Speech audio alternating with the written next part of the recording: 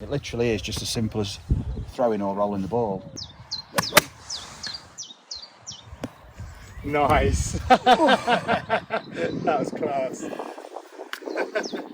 So we're here on the short game area with Alex, and if you've not seen Alex's videos on the channel, take a look. Alex is a tour player that I coach, so it's going to be an amazing insight into an elite player's short game. We're going to start with the most basic, which is a chip and run.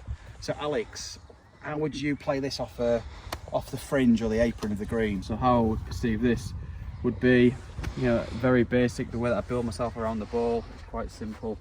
Stand over it. I have my stance marginally open, and I'm just going to kind of like aim and hold. That is my philosophy with it.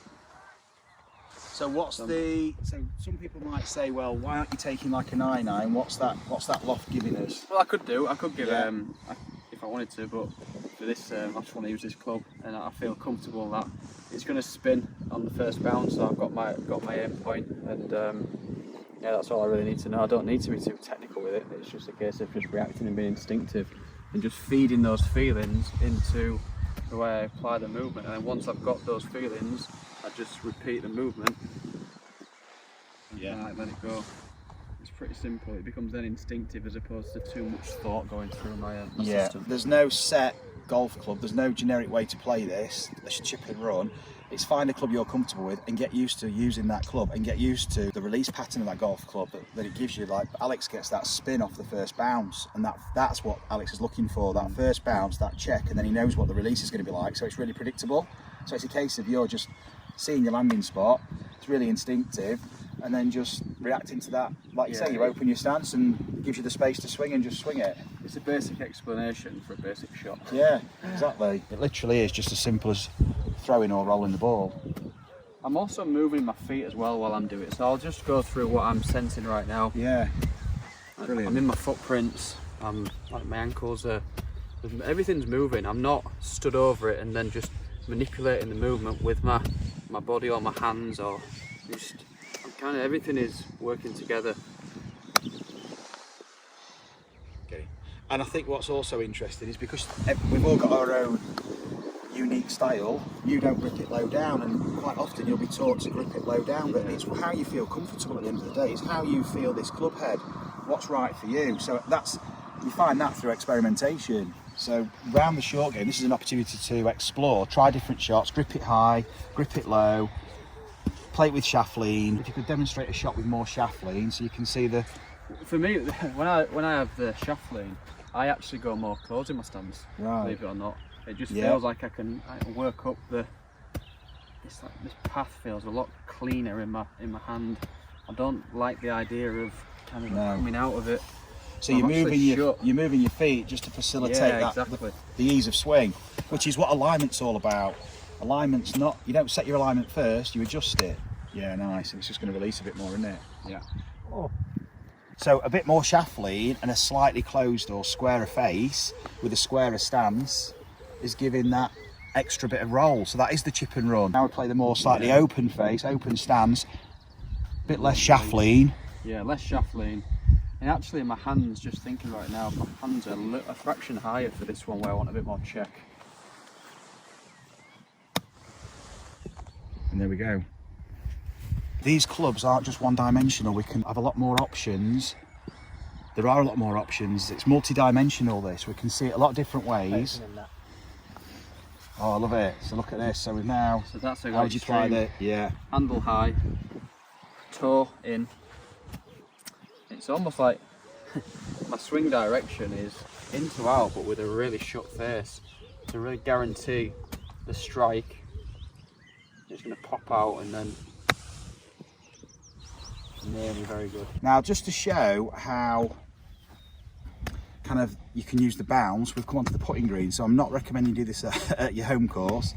We're allowed to do this here on our practice area, and especially with Alex, because essentially we're not even going to know he's been here after this golf shot. If you play it the right way and release the club, then you'll use the bounce, it slides, and we've got the loft. So how do you what goes through your mind with this golf shot, Alex? What's your process? And it's funny really, because I'm almost shut with my hips, but I'm open. And sorry, I'm open with my hips, but I'm shut with my feet. I'm lowering my vertical plane as well. I'm making sure that I'm using the bounce, and I see like the scythe. Scythe, yeah, scythe. That's the kind of like method and idea that I've got in my mind, where I'm very much kind of cutting around, so there's none of this early extension and releasing the hands, because I've got to be very precise here. Alex talked about a scything action, so it's very shallow. Look at that. And it doesn't look like I've even bruised the surface of the grass. I mean, yeah, it's... So what we've got the club coming in, and it's literally just sliding. So you'll see Alex's finish is like this. It's not like this, because that is going to do the opposite to the bounce. Now we've got the leading edge cutting in. We're trying to hit the ball up, but we're not doing this. Yeah.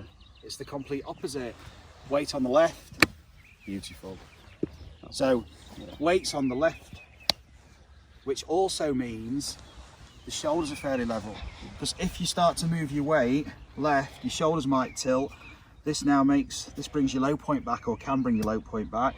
Struggle to get to the ball. And then if you're trying to lift the ball as well, your low point comes so far back, you're either going to kind of duff it, bounce it and thin it, or literally thin it with the leading edge. So if your weight's on the left, everything's more neutral, so you've got a natural low point and the weight stays left, and now it's just letting the club release. And then you're not letting this rotate, so it means you're keeping the loft on the club and the bounce on the club. So you literally can play it off a very tight lie. You don't need the ball sat up for these lob shots, but obviously this comes with experience. I mean, Alex, you've obviously been playing a long time and at a very high level, so it's only through practice, how you've refined your technique, you're comfortable with it. Alex likes to grip it up here, you might like to grip it down there. It's what you feel comfortable doing. Finding your own style, but understanding these performance variables, very important. So we're in a position here where we've just missed the green, fairly short grass, but we're on the downhill slope. How do you see this? What's going through your mind? Well, the way I build myself around this shot would be predominantly, I actually go a lot wider in my stance to try and create some form of stability. That's what it feels like. And I'm leaning with the slope as well, so my sternum's almost going towards. I'm predicting that it's going to come out a lot lower, so I'm almost de-lofting the club at the point of impact. Yeah. Then I'm going to predict where I want the ball to land, and then I'm going to read the green after that point. So for this particular shot, you might not be able to see it on the camera, but it actually runs up to the hole. So I'm landing it, knowing that it's going to come out slightly hot, then trying to predict the rollout as well. So what club have you got for this? Because this is interesting. We're close to the green. It's like a short chip and run shot, but it's what loft is that? 60 degree club, yeah, isn't it? It's my 59. 59 degree. In actual fact, it's probably going to be more like 55 by the time it comes to the point of impact, I would say, because of the shaft lean. So if you were approaching this just by thinking, oh, I'm only just off the green, I'll just take my normal 9-iron just to chip and run. Yeah. That's not going to really be a 9-iron on this slope. If you take the 60, you can de-loft it now. It's about 52 though. And yeah, now if we've still got enough loft now to land it on the green and control the ball flight as well. Yeah.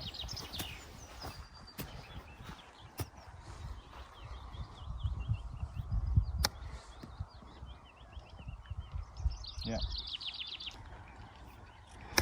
Nice.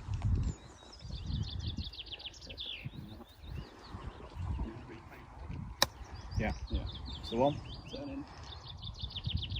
Hey! Oh, on camera. And that's how it's done. A couple of things that Alex said there. Obviously you can see the angle of Alex's torso parallel to this. It's kind of perpendicular to the ground. And so his shoulders, more importantly, are more level with the ground here. So we need the low point in front of the ball, which means we need to tilt forward, and then we can strike down, because to get the ball and then the turf is tricky. If we stand with a normal posture, this ground here now is in the way. It's almost like I'm going the other way. Yeah, it's in the way of the swing. So the low point now is too far back, and we're probably going to hit it off the ground. It's going to bounce and thin across the greens. Yeah, that's the kind of shot you get. But if that goes in, More than one way to skin a cat. and there's no pictures on a scorecard, are there? Now we're a little bit further from the green, and we're on the other side of the slope. What's your thought process here? What club do you take? It's a good lie. Yeah.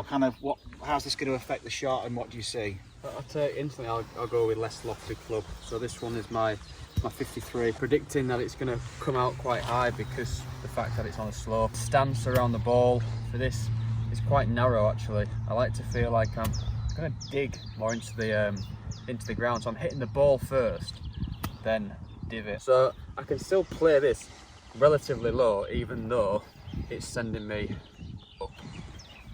So we'll give it a whirl. It's quite a stabby. There you go. Yeah, lovely. Even the sound, predicting that ball click. If you rewind that, you'll be able to hear that. Hopefully, do it again.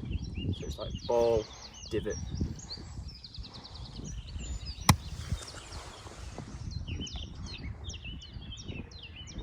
So you're allowing for the slope, but you're almost playing as if the slope's not there. Yeah. It's almost like, yes, you set up, obviously left foot's going to be higher than the right, you're leaning probably into the slope a bit, not as much as you would normally for a flat lie, but you're leaning into the slope, so that yes, you're playing with the slope, but it's still descending into the ball, as opposed to playing with the slope, and like you say, almost like being forced into playing like a big lob shot. Even the divots there are all relevant to how I want to feel. So it's almost like it's like this. Yeah. Brilliant. So you'll hear that sound, it's ball, contact first, then the turf, and hitting, you can see hitting into the slope. So it's like a low chip and run shot really. Yeah, it is. So if you look at Alex's finish position, it's very similar to that low chip and run we played earlier on a tight lie near the green. So that hold shot really, that you just set up for the slope but leaning into the slope to give you that angle of attack. So now we're in the bunker. It is a greenside bunker, but we've actually got about probably a 20-yard shot here, so it's quite a long bunker shot. The dreaded long bunker shot. So good lie, Alex. How would you play this one? Yeah. First of all, I would always test the sand with my feet. So when I'm building myself into the sand, I want to try and get an idea of how deep it is, because sometimes you get into a bunker and it can be so full, you've then got to probably change the way you play it. But this seems to be pretty standard today. I can feel that there's a relatively normal amount of sand, so I'm going to play it as it's as a standard shot really. I would always open my face so that the grooves are pointing towards my left toe. I have my hands marginally lower because I'm gonna actually purposely hit this one higher and try and land it closer to the flag for this one. So again, speed, the point of impact, we're trying to hit sand first, sand then ball. Speed is key for bunker shots in my opinion. So even my knees and my feet, the orientation, the way that I'm building myself around the ball, knees pointing slightly to the left, weight a little bit on the left, handle is in line with the ball, or sometimes if I want to go higher, I'll set it back even more, so I'll cup that left wrist. So a higher one. Awesome. That's a shot. That's a great shot, Alex. So the sound again, there's a sound that goes with all these shots. Say I landed in this position where I know that there's not that much sand now underneath the ball. I would change it. I wouldn't have as much as a severe open face. I wouldn't have my hands as far behind the ball because I'm predicting it to come out a little bit lower. I would actually probably have 1/4 of an inch to 1/2 an inch of shaft lane. Hands again not as low. I'm just gonna hopefully send this one out a little bit lower. Get in. Awesome. So just again, just having the little minute details of how you change and build yourself a way around the ball for the flight of shot and type of shot that you want to hit. Masterclass. Playing around with the loft that you're presenting. What is the intention behind this shot? Are you going to hit it high, hit it low? Are you setting the club up in a way that's going to facilitate that? Yeah. So you're basically adjusting your setup to the shot, and this is what we need to attune ourselves to. What shot are we playing? What's this lie affording us, and how we're going to adjust to all these elements? The lie determines the type of shot that you can play. Like, there's no way that I will be able to play a high flop shot like that without probably thinning it. So now, Alex, we've got the dreaded plug lie. Yeah. The one that fills everyone with fear. Yeah. So how do you see this one, and what's your process? I don't actually mind these ones, in all honesty. As long as I'm able to get a shot, then it's not the end of the world. Unless I'm very, very close to the pin, then that makes life a lot more difficult. Or I'm on a downslope as well.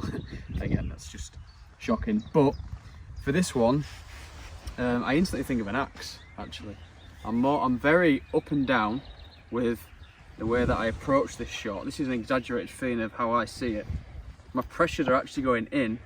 I'm going to hit it as hard as I possibly can in order to try and dig it out. I'm going, that's what it feels like. And it just kind of like pops up. So I'm not hitting the ball, I'm obviously hitting the sand. I'm trying to get as much underneath it as I possibly can. Don't like this idea of trying to kind of play it as a normal shot, because I just don't feel like I'm going to dig as well as I possibly can. So this one, again, looks up and down. Brilliant. Oh. That's incredible. So if you look at the depth of the divot, then it was like, I mean, Yeah. you're down to the base. So that's very different angle of attack. Impact location with the sand, entry into the sand, pretty similar to all the other shots, Yeah, it is, yeah. but it's just the angle of attack there. Yeah, completely so different. it's changing the whole launch of the ball, and it's ensuring you get that ball out of the bunker and then rolling up the green.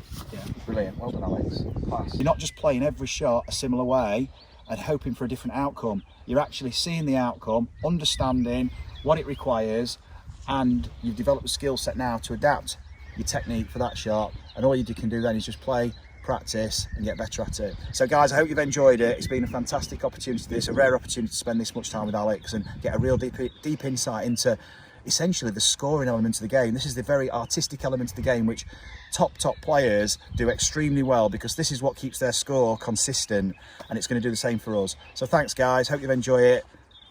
Like the video, and also don't forget to follow Alex's social media. Is Alex Belt Collective on Instagram. Follow his journey. He's going to be playing in lots of events. Appreciate the support. So thanks guys. Go Alex! Here's the one. Zen. Zen Landscaping Services at your Missed the spot. disposal. Let's try that little pop.